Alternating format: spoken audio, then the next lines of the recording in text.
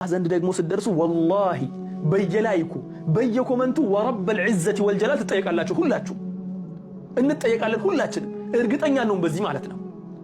እነሱም ባበረታታን ቁጥር ሼር ባደረግንላቸው ቁጥር ስድብ እንኳ ቢሆን ኮመንት ባደረግን ቁጥር ላይክ ባደረግን ቁጥር ምንም ነገር ተፋዑል ባደረግን ቁጥር አላህ ፊት ስንቀርብ እንጠየቅበታለን በእርግጠኝነት።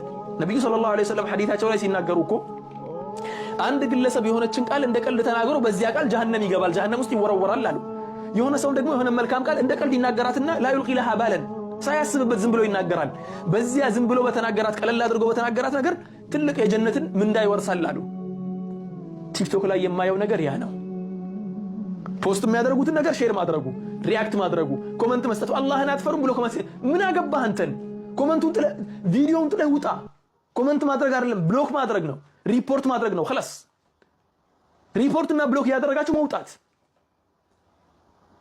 ከባለጌ ጋር መዋል ባለጌ ያደርጋል። ስርዓት አልባ ሰው ጋር መዋልም ስርዓት አልባ ያደርጋል። ባለጌም ባለጌ ነህ ካላሉት ደግሞ መልካም ሰው አድርጎ አሁን ላይ እነኚህ ብልግናን የሚያስተምሩት ሰዎች ፎሎወራቸው እየበዛ ሲመጣ መልካም ሰው አድርገው ራሳቸውን እየቆጠሩ ነው ያሉት።